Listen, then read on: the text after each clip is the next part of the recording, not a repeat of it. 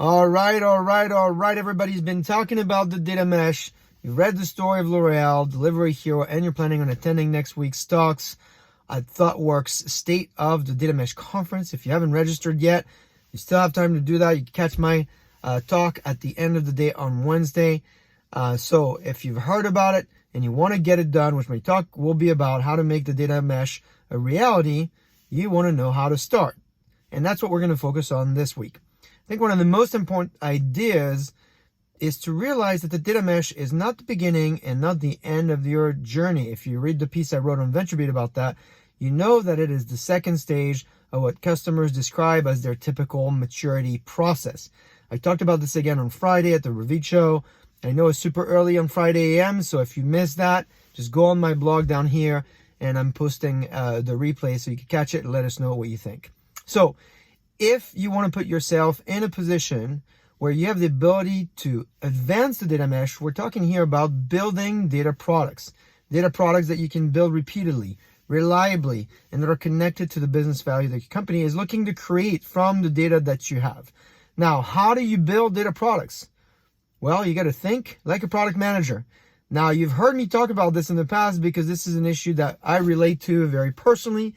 I started my career as a product manager, and I believe that the role of the product manager, the good product manager, is critical to the growth of a company. They are the CEO of the product, and it's important that they embrace that responsibility, that role. So this week, there are 3 things that I'm going to recommend that you do if you want to put your team in position to build data products. One is follow some of the best product managers who are practitioners and are making data products happen. This week, I share the story of Aaron, formerly from Postmates, Matteo from Delivery Hero, Fabrizio, lots of great folks that are out there that you should follow. Second, read the step-by-step guide to creating an analytics strategy by Xiao of Best Buy Canada. He is the analytics lead at the company. He's led machine learning and analytics product teams. So I bet you'll love his methodology because it's rooted in experience. And so check it out on my blog as well.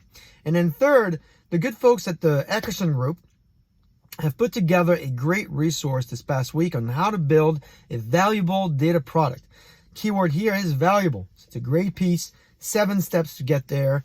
Some you might find obvious, some you might find not so obvious. Go check them out again on my blog down here. And then 2 great companion pieces to this list is the piece on product management mental models by Shopify's VP of Product Acceleration that I shared a couple of weeks ago. So I'm going to put that as well in link. And my favorite, Ben Horowitz, Good Product Manager, Bad Product Manager blog.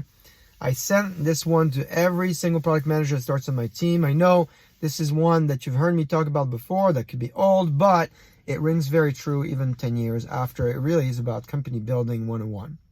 All right, I hope all of this helps you become a better leader, a better product leader.